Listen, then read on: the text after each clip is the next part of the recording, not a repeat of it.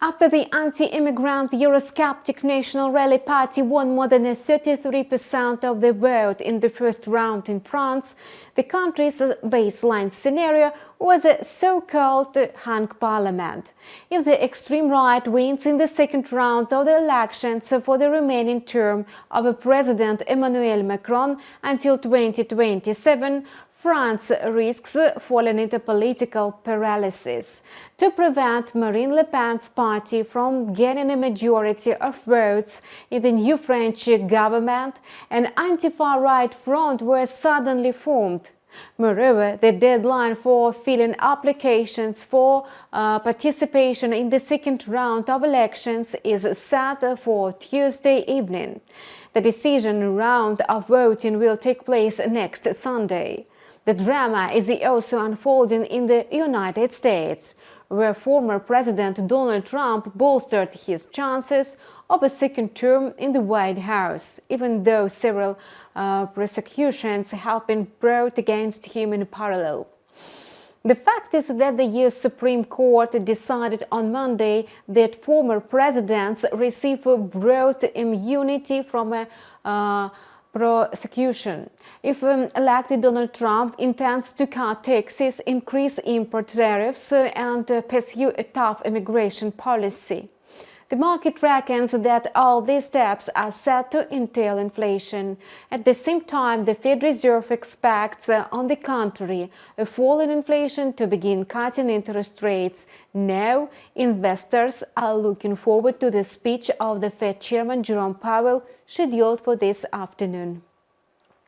Meanwhile, fresh reports show that the US economy is beginning to cool under the pressure of the ultra-tight monetary policy. For example, the US Manufacturing Business Activity Index unexpectedly dropped to 48.5, although forecasts expected it to grow even to 50 points.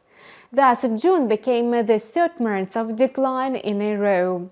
All this time, the PMI has been in the unfavorable zone below the critical line of 50.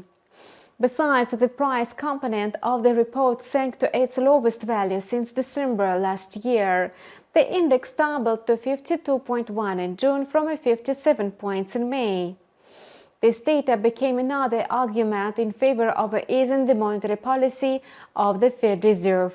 That's why Wall Street opened the second half of this year on a positive note.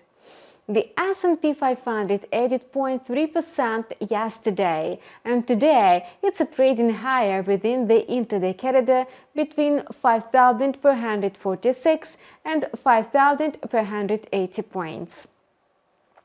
However, the main drivers of stock market growth, US high-tech giants, are frequently coming under the radar of the European Commission.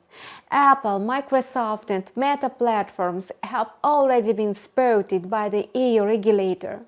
Now, the most valuable corporation in the world, the company producing chips for artificial intelligence, NVIDIA, is also in line. French regulators are preparing charges against NVIDIA for anti-competitive business practices, according to media reports. Only time will tell how much these claims will affect the sustainability of the Big Seven stocks. But we can already see what trends affect the US dollar and its price relative to other major currencies. After yesterday's sharp rally, the US dollar index is today consolidating in a narrow corridor of 105.80 to 106.10. It would be more logical to assume that the US dollar index should have fallen due to the weak economic data. This scenario may still come true. For example, if today Jerome Powell talks about slowing inflation in the US economy, or if on a Friday the crucial report on the US labor market shows a strong decrease in the number of new jobs and wages. We talk more about the impact of economic events on the currency market in our regular traders calendar. Today, the US dollar seems to be driven more by political assumptions than by concrete economic data. By and large, the greenback is growing because of Donald Trump and Emmanuel Macron.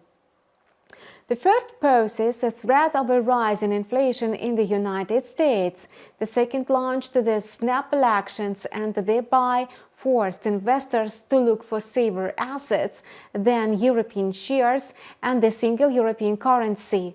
The euro was weighed down by economic statistics, as reports published today showed that the annual inflation rate in the Eurozone inched down to 2.5%.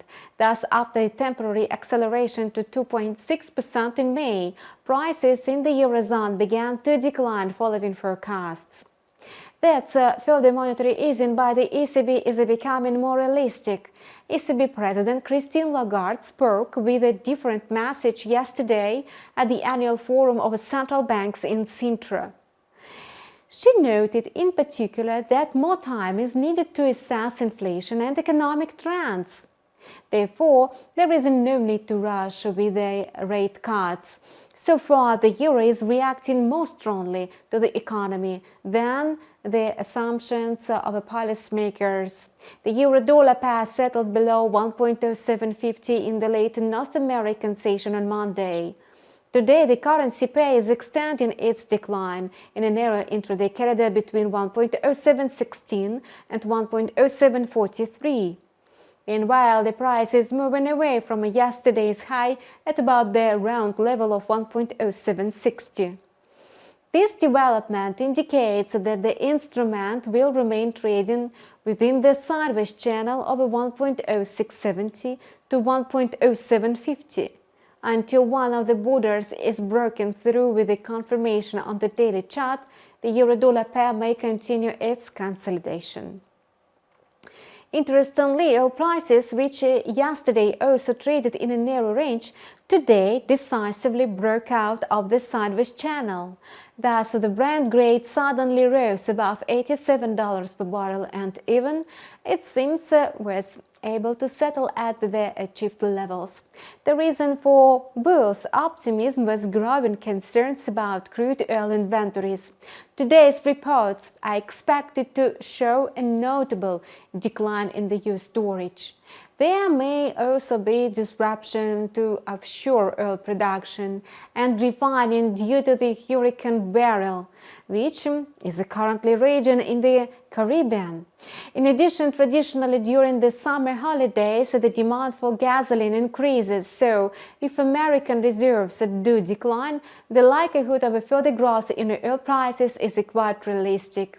In the meantime, the 7-day stagnation of oil prices turned out to be beneficial for speculators who used it as a leverage to increase long positions.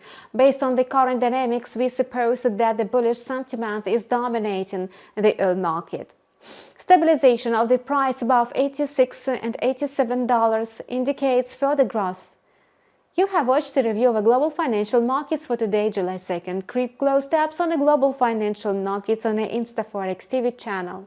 Feel free to leave your comments. Our experts are always ready to answer all your questions. Thank you for watching and see you online tomorrow.